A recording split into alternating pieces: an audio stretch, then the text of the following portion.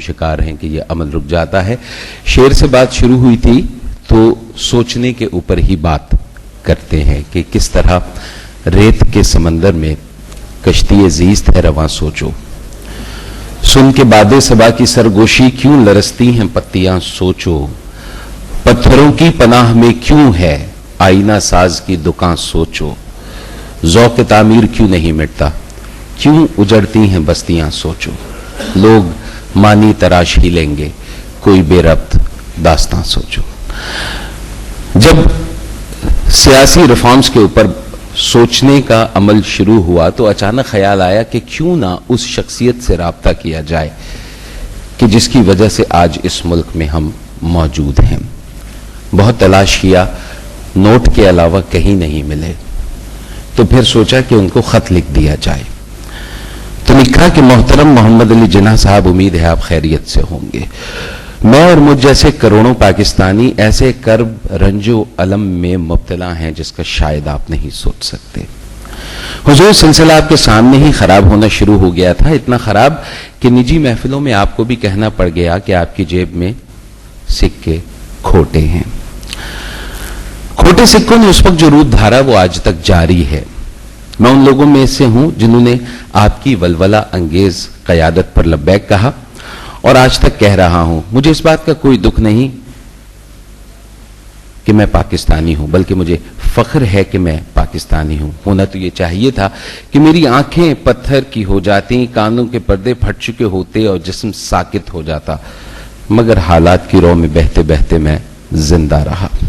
میں نے لیاقت علی خان کو قتل ہوتے دیکھا. میں نے چلا چلا کر قاتل کی نشاندہی کرنے کی کوشش کی. میں نے بتایا کہ یہ بھاگ رہا ہے, لیکن کسی نے نہ سنی اور پھر قاتل آباد ہونا شروع ہو گئے. پھر گرد آلود ہوا چلی, خواجہ ناظم الدین کو جمہوریت سمیت اڑا کر لے گئی. کوئی پرسان حال نہیں, کوئی پوچھنے والا نہیں. میں نے بہت شور مچایا مگر آواز صدا بہ صحرا ہوئی. فوجی بوٹوں نے چھاپ تلک سب چھین لی رہے, مگر بنیادی جمہوریت کے ایوبی فارمولے نے سب کو خاموش کر دیا, کچھ کو جرمانے لے کر اور کچھ کو نذرانے دے کر. جو زیادہ بولے وہ پنڈی سازش کا شکار ہوئے. بغاوت اور ترقی اتنی پرفریب بھی ہو سکتی ہے اور اتنی قریب بھی. میں بہت زیادہ پریشان ہو گیا. میں نے اپنی آواز بلند کرنے کی کوشش کی مگر بے سود. قوم کو صبر کرنے کی تلقین کرنے والے دوست اور آقا کے فرق کو واضح کرنے کی کوششیں کر رہے تھے. They were in between friends not masters. جب بھول کر کے نفرت کی آگ لگ چکی ہے اور اب اس کو بجھانے کے لیے تدبیر نہیں حکمت کی ضرورت ہوگی. آقا کو دوست ماننے والے عوامی طاقت کے سیلاب کو اپنے ساتھ لیے نئے سفر پر گامزن ہو گئے. مجھے امید ہوئی کہ شاید اب کچھ بہتری ہو جائے گی, لیکن اچانک نفرت نے کھلم کھلا دشمنی کا روپ دھار لیا. بھائی بھائی کو قتل کرنے لگا. میں گھبرا گیا. میری آنکھیں اپنا ہی بازو کٹتے دیکھ رہی تھی. قوم کو صبر کی تلقین کرنے والا ایوب خود بے صبر ہو چکا تھا. اندرونی اور بیرونی دباؤ نے اس کو اتنا حواس باختہ کر دیا کہ اس نے جلد ہی اقتدار منتقل کیا, مگر عوام کے نمائندے کو نہیں, اپنے جیسے ایک چور دروازے سے دستک دینے والے کو. آنے والے نے اپنے کام سے اپنے نام کی حرمت کو نیلام کر ڈالا. یوں پاکستان دو لخت ہوا. قائد اعظم میں اس دن بہت رویا کہ یہ کیا ہو گیا, یہ خواب تو نہیں تھا میرا, اسی لیے تو خون نہیں بہایا تھا میں نے بہت کوشش کی لیکن بے سود. یہاں ہم وہاں تم, میرا ملک دو لخت ہو گیا. رنج دکھ اور خوف کی چادر میں میں نے نیا سفر شروع کیا. مجھے یقین تھا کہ نئے رہبر کچھ کر دکھائیں گے. پھر فوجی بوٹ لوٹ آئے. شاید میرا اعتماد بڑھ گیا. سارے اسلامی ممالک مجھے اعزاز دینے لگے. میں مطمئن تھا, دل شاد, چمن مہکا. لیکن کچھ روئے, کچھ تبدیل ہوئے. سلطانی جمہور کی طرز کچھ جگہ آمرانہ بھی تھی, لیکن تھا تو جمہوری شہزادہ.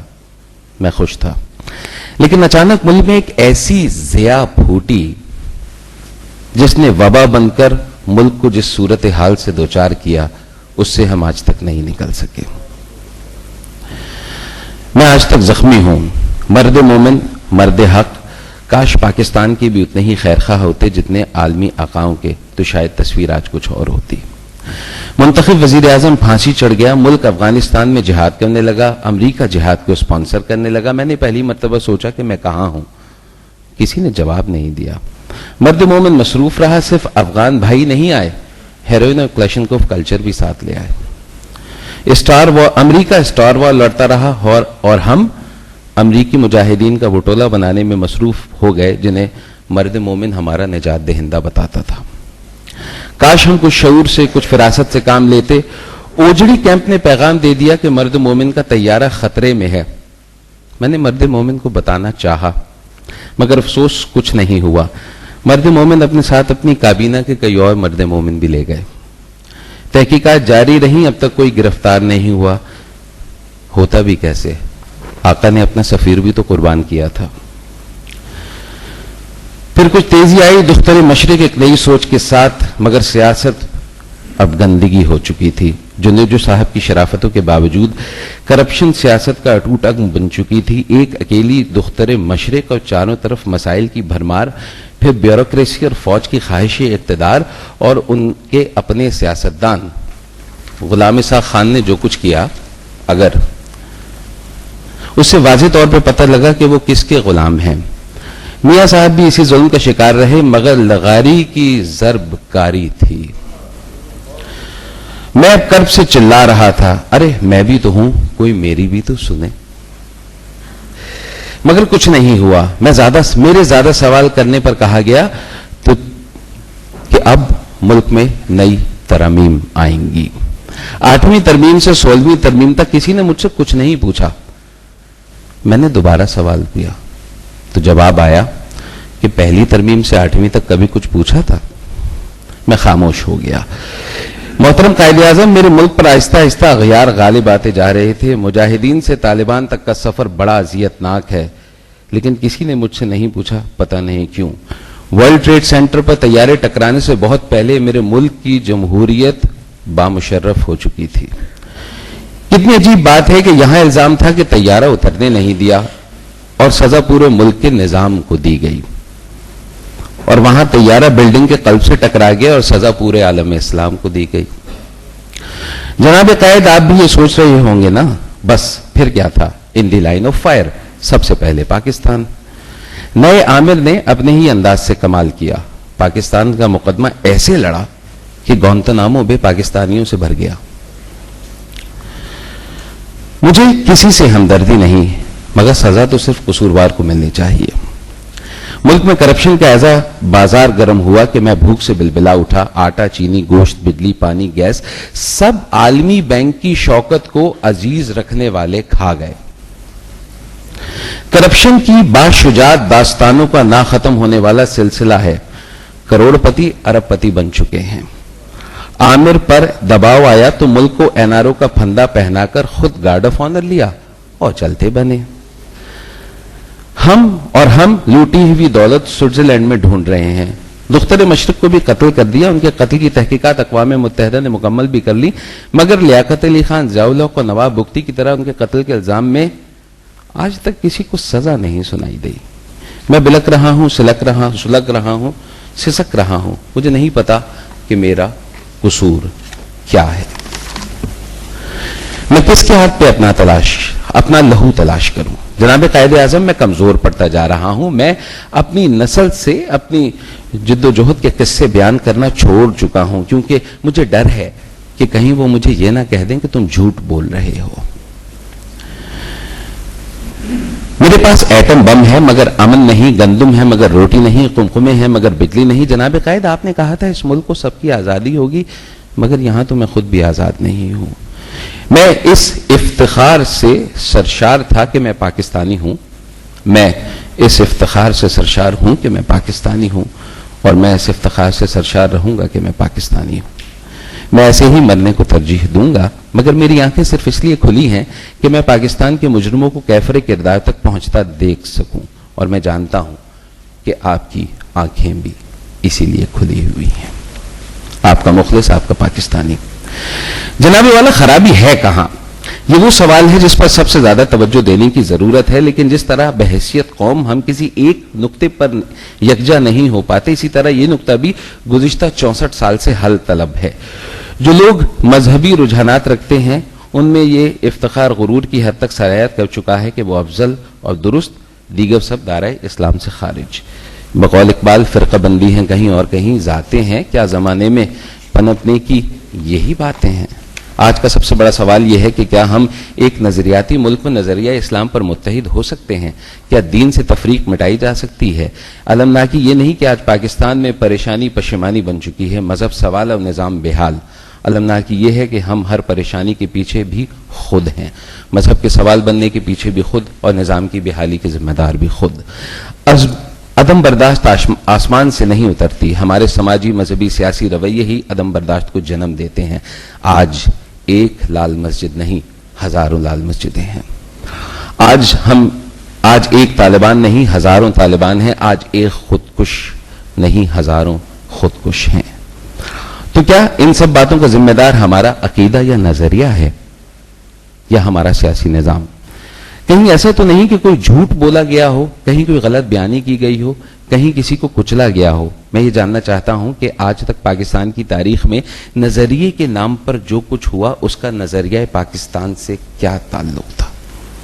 میں یہ سوال کرنا چاہتا ہوں کہ جو کچھ پاکستان میں مذہب کے نام پر ہوا اس کا مذہب سے کیا تعلق تھا؟ جناب والا، مذہب کے نام کی مالا جپنے والے منتری ہوں یا سیکولرزم کے سرمایہ نجات جنتری، پاکستان میں سب کے سب کسی ایک ہی عجب ایجنڈے پر گامزن رہے ہیں۔ یہاں تاریخی طور پر ایسے سوالوں میں الجھا دیا گیا جن میں نتیجے کے بجائے صرف اور صرف الجھاؤ ہے، بحث کرتے رہیں اور الجھتے رہیں۔ 64 سال تو ہو گئے، الجھاؤ بڑھتا جا رہا ہے، ہر ذہن الجھاؤ کا شکار ہوتا جا رہا ہے۔ قائد اعظم نے کہا you are free to go to your temples, you are free to go to your mosques, لیکن اس میں غیر اسلامی بات کہاں ہے؟ یہ پھر کسی اور نظریے کی حامل کیسے ہو گئی بات؟ یہاں سے وہی بحث دوبارہ جنم لے لیتی ہے جس میں مرنے والا بھی رضی اللہ تعالی عنہ ہوتا ہے اور مارنے والا بھی۔ یہاں وہی بحث شروع ہو جاتی ہے کہ جو نور و بشر کے معاملے پر تھی ہے اور شاید رہے گی۔ نور بھی قرآن اور بشر بھی قرآن، مگر سمجھنے والوں نے قرآن فہمی سے لوگوں کو یوں دور کر دیا کہ آج نور اور بشر دونوں کو ماننے والے طرفین اور فریقین بن چکے ہیں، اور دوسروں کو قتل کرنے سے بھی گریز نہیں کرتے اور مار کر غازی اور دونوں جانب سے مر کر شہید کہلاتے ہیں۔ تو کیا ہمارے سب سے بڑی دشمن عدم برداشت کا رویہ ہے؟ تو پھر عدم برداشت کہاں سے پیدا ہو رہا ہے؟ کہیں تو اس کا بھی بریڈنگ گراؤنڈ ہے، کہیں سے تو عدم برداشت امپورٹ ہو رہی ہے۔ تو ہم اتنی مایوسیت، اتنی معصومیت سے یہ سب کچھ ہوتا کیوں دیکھ رہے ہیں؟ جذباتی نعرہ یہ ہے کہ آج محراب و ممبر سے اٹھنے والی صدائیں بے اثر ہو چکی ہیں۔ حقیقت حال یہ ہے کہ محراب اور ممبر پر دکانیں کھل چکی ہیں۔ جناب والا، حقیقی دکانیں، کوئی ممبر اور محراب کہیں اذانیں بلالی بلند کر رہی ہے؟ کہاں ہے وہ خاص ترکیب قوم رسول ہاشمی؟ کہاں ہے اقبال کا کرم کے شبتاب؟ جناب والا، مجھے کہنے دیجئے کہ آج پاکستان میں ایک بڑے گھناؤنے انداز سے مذہب کو ڈیفیم کرنے کی سازش کی جا رہی ہے۔ آپ کو یقیناً حیرت ہوگی، مگر یہ یہودی سازش نہیں ہے، نہ ہی یہ امریکی سازش ہے، نہ ہی اس میں کسی ہندو بنیے کا کوئی کردار ہے۔ یہ سازش بنی ہے اشرافیہ کے پاس، جو ممبر، محراب، ایوان اور خانقاہ ہر جگہ موجود ہیں۔ وہ بزرگ جن کی قبروں کو آج عقیدت سے چوما جاتا ہے، ان کے وہم و گمان میں بھی نہ ہو کہ ان کی اولادیں کروڑوں روپے کے کرپشن کے اسکینڈلز میں ملوث ہوں گی۔ وہ بزرگ جن کے لاکھوں مرید ان کے نام پر کٹنے کو تیار ہیں، ان کی روح شاید کانپ جاتی ہو جب انہیں پتہ لگتا ہو کہ ان کی اولاد حج کرپشن اسکینڈل کا مرکزی کردار ہے۔ جناب والا، پاکستانی سیاست کسی کے باپ کی جاگیر نہیں جہاں ہر سیاسی جماعت میں تاحیات خود ساختہ مرکزی قائدین رہیں۔ جمہوریت کی روح کو اپنے ہاتھوں میں روننے والے ہر پاکستانی کو خون کے آنسو رلاتے رہیں۔ مجموعی آبادی کے 10% سے بھی کم ووٹ لینے والے قوم کی تقدیر کے مالک بن چکے ہیں، اور تبلیغ یہ ہے کہ خدا کو ایسا ہی منظور تھا۔ چالاک اشرافیہ نے کمال کیا، جب چاہا جذبات سے کھیلے، جب چاہا دل توڑ دیا۔ کئی مولوی اور مفتی بنے اور کہیں مذہب سے کوسوں دور. ذاتی مفاد نے ہر رنگ و نسل کی سیاسی جماعت کو عوام کی نظروں میں بے وقت کر دیا. آج پاکستان کے زیادہ تر عوام سیاسی نظام پر یقین نہیں رکھتے. سیاسی نظام پر یقین کہیں بھوک، کہیں افلاس، کہیں روٹی، کہیں کپڑا، کہیں مکان کی وجہ سے دلایا گیا تھا. جناب والا، تو کیا سیاسی نظام پر یقین کرنے کے لیے ذاتی فائدے ہونے ضروری ہیں؟ کیا روٹی، کپڑا اور مکان کا نعرہ زیادہ مضبوط تھا یا ذوالفقار علی بھٹو کی ولولہ انگیز سیاست، یا دونوں ایک ہی بات تھی؟ کیا اسلامک سوشلزم کے پیچھے کوئی حقیقی قوت تھی یا یہ بھی بنیادی جمہوریت کی طرح نعرہ استقلال تھا؟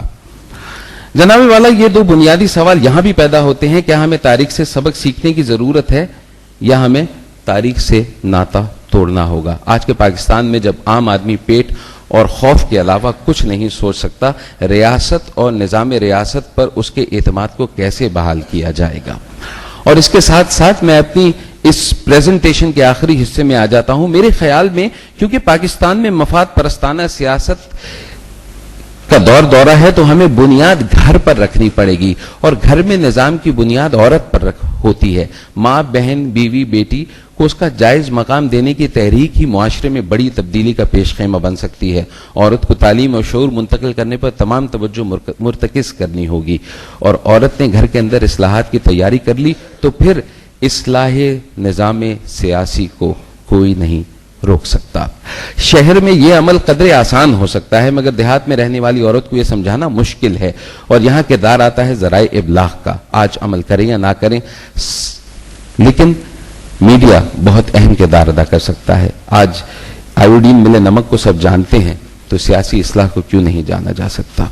عورت ہی تبدیلی کی نقیب بن سکتی ہے. دوسری انتہائی اہم جائے جو تبدیلی کی جگہ ہے وہ مسجدیں اور مدارس ہیں. آج ہمارے چاروں اطراف میں مساجد اور مدارس ہیں، لیکن کیسا المیہ ہے کہ آہستہ آہستہ اس بنیادی ادارے کو سوالیہ نشان بنا دیا گیا ہے. کیا وقت نہیں آ گیا کہ ان اداروں کو واپس ان کی جگہ پر لایا جائے؟ مسجد نبوی صرف نماز پڑھنے کی جگہ نہیں تھی. یہاں دنیا کے علوم پر بات ہوتی تھی، یہاں جنگی فیصلے ہوتے تھے، یہاں خواتین کے مسائل حل کیے جاتے تھے. معیشت ہو یا معاشرت، سیاست ہو یا صنعت و حرفت، سب کا فیصلہ مسجد میں ہی ہوتا تھا. اور اگر میں یہ کہوں کہ مساجد اور مدارس کو واپس سینٹر آف ایکسیلنس بنا دیا جائے تو کیا ہم اپنے مسائل کو حل کر سکیں گے؟ اگر 1400 سال پہلے یہ ہو سکتا ہے تو آج بھی ہو سکتا ہے. جناب والا، اس امر کا ایک خوش آئند پہلو یہ بھی ہے کہ مسجد اور مدرسے کے علاوہ کوئی ایسا ادارہ اس ریاست میں موجود نہیں کہ جس کی گرفت پورے خاندان پر مضبوط ہو، جہاں تعلیم کے لیے جانے پر کوئی اعتراض نہ ہو، جہاں بچوں بڑوں سب کا آنا جانا بے خطر ہو. کیا ہم سب مل کر پورے پاکستان میں آہستہ آہستہ ایسے پڑھے لکھے مبلغین نہیں بنا سکتے جو عام انسان کو بھی یہ بتائیں کہ ان کے سیاسی حقوق کیا ہیں؟ کیا ہم سب مل کر اس کے علاوہ کوئی ادارہ ڈھونڈ سکتے ہیں جس کی گرفت اتنی مضبوط ہو؟ محراب و ممبر کے بارے میں جو کچھ کہا جائے یا لکھا جائے، بتایا جائے، حقیقت حال یہ ہے کہ اعتقاد اگر کلی طور پر نہ بھی ہو پھر بھی سب کبھی نہ کبھی مسجد میں داخل ضرور ہوتے ہیں. آج مبلغین کو یہ سمجھانے کی ضرورت ہے کہ ان کی ہلکی سی محنت ملک کی تقدیر بدل دے گی. تاہم یہ سمجھانا جوئے شیر لانے کے مترادف ہے. بقول اقبال، اگر ہے جذبہ تعمیر زندہ تو پھر کس چیز کی ہم میں کمی ہے؟ اور یقیناً یہ وقت اس بات کی گواہی دے رہا ہے کہ آج پاکستان اپنی تاریخ میں سب میں سے زیادہ کمزور ہے اور اس کو سب سے زیادہ مضبوط سیاسی نظام کی ضرورت ہے. ایک ایسا مضبوط نظام، ایک ایسا مضبوط سیاسی نظام ہی ہو سکتا ہے جہاں سب برابر ہوں، جہاں عدالتوں کو یہ فکر نہ ہو کہ ان کے فیصلوں سے سسٹم ڈیریل ہو جائے گا، جہاں عدالتیں انصاف پر فیصلے کریں، جہاں عوام کے خادم عوام کے درمیان آ کر رہتے ہوں، جہاں سونا اگلتی دھرتی کو ہم سب اپنی ماں سمجھتے ہوں. ہم تیری ارض پاک کے دلبند، ہم تیری مٹیوں کے ہیں فرزند، سرفروشی کا عہد کرتے ہیں، جان ساری کی جہد کرتے ہیں. تجھ پہ مرنا بڑی عبادت ہے، ایسا جینا بڑی سعادت ہے. اے میری ماں، میری مقدس ماں، تجھ پہ قرباں تمام نقد جاں. مجھے یہ جان لینا ہوگا کہ میرے وجود کی بقا پاکستان میں ہے. میرے پاس پاکستان کے علاوہ کچھ نہیں. چاہے حالات کتنے ہی سخت کیوں نہ ہو جائیں، مجھے حالات کا سامنا کرنا ہوگا اور ان حالات کو بدلنا ہوگا. میری پہچان مجھ سے پہلے بھی پاکستان تھی اور میرے بعد بھی پاکستان، کیونکہ میں کسی دربار سے خلت نہیں لایا کبھی. میرا تو نام و نسب تعمیر اس مٹی کی ہے. میں بھی مٹی کا، قلم مٹی کا، مٹی کی دوا